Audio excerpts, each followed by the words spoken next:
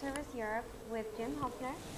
Hi, I am with AT&T. I lead AT&T's industry solution practice located in Houston, Texas. Okay, so Jim, this morning you gave a presentation on the automation of AT&T and just the surge of mobility. Can you talk a little bit about that? Sure. Very exciting times I find ourselves at is where the promise of technology is actually coming to realization. All the promises of a totally connected world where it can be done both efficiently as well as effectively and at a low cost is really making it accessible to all, from the smallest startup companies all the way to the large enterprises.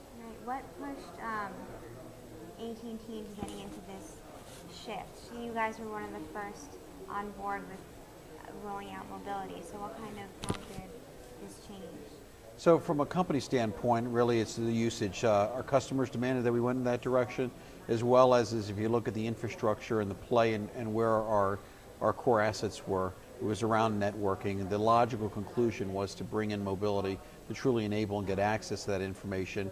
And once we started doing it as a company ourselves, then our customers started looking to us to do it for them as well.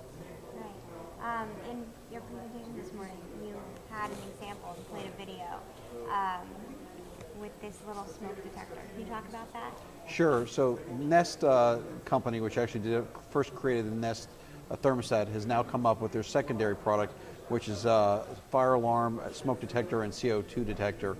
And the idea behind that is that for me, from a consumer standpoint, is an easy way for people to really understand this concept of machine to machine, right, where you're actually having an intelligent device doing something that used to be so innate, or used to be something that used to be not thought of, and then add very complex science and connectivity to give it new capabilities and features that didn't exist before. Right. How far off do you think the field service industry is with making end-to-end, machine-to-machine, an industry standard?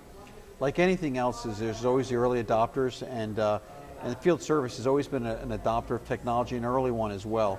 Now, as they integrate and infuse it and realizes when you go into your multiple generations, you have to realize what are the trade-offs, and do we realize the benefit of another round of investments and stuff that you're still receiving benefit from previous generations.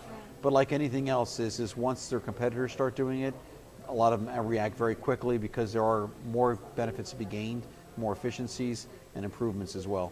Right. So, talking about the different generations, like the generational gap, how are you training your techs now with this ever-changing technology that keeps rolling out? Yeah, whether it's your most senior techs or ones coming right out of school, I think what we see the consumerization of IT, what people are using in their own lives, has become mainstay.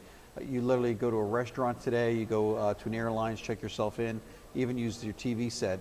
These kind of really intuitive apps are becoming the expectations.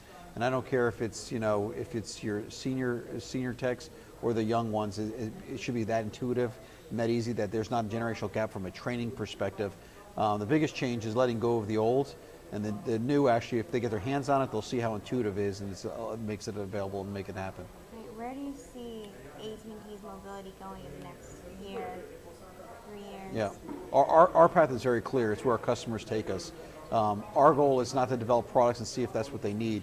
It's actually to talk with them, understand and listen to what their needs are, whether they're ones that are obvious or ones that are that are buried, uncover those and actually help them come and get creative solutions, whether it's taking off-the-shelf components or customized components, integrate them together into a holistic solution that's unique for them. So where are you finding out what your customer needs? Is this through like a Net Promoter Score? Is it through customer satisfaction surveys? It really starts with deep entrenchment, really having the credibility that we understand their business, sitting with them at the table when they're having the discussions early on about what their next generation solutions will look like, or understanding where their actual business processes are leading to, and then through a discovery. Also, it's just from past success we've had with them. They said we had a great success 2 years ago when we rolled out this mobile app. What is next? And that's really where we discover those opportunities. I think in the field service industry, what I've seen so far is that there's been this shift. 10 years ago, most companies were more product focused. They weren't really customer centric. And now, over the past 10 years or so, this shift has come about. What do you think prompted this shift towards the customer engagement, customer satisfaction? Yeah, no, I think that there's been a definitive shift, and it there really is the barriers or entry for now, whether it's a small upstart boutique firm or it's a large one, is so small and so minuscule that anybody can jump into the game.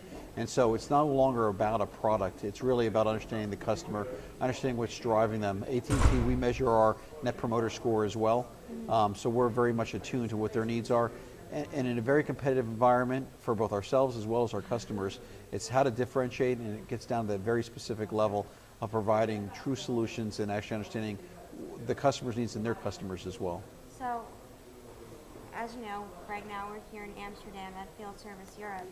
Do you see the customer expectations differ across regions? Like, is it different than the U.S., in Europe, or Yeah. Asia? Like, Well, we had this discussion last night, and the U.S., you see the work week where it doesn't have these definitive ends, right? There's no such thing any longer as a 40-hour work week or banker hours or 9 to 5.